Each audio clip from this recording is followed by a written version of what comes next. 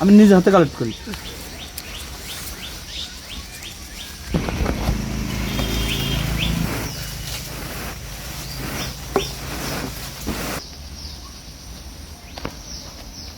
আলহামদুলিল্লাহ আমরা শুধু মধুর অঞ্চলটুকু সংগ্রহ করে নেব।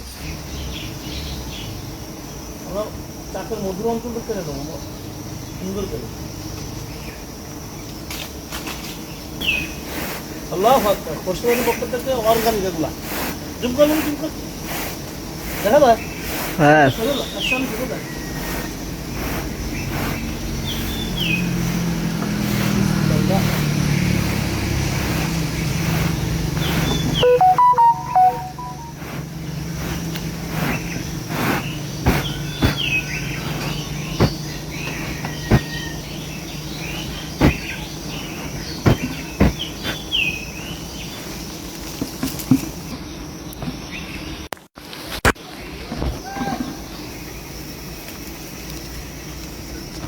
আসলে দেশের বিভিন্ন জেলা থেকে যে মধুগুলো কালেক্ট করতে হয় এগুলোই কি ন্যাচারাল বুঝি আমরা।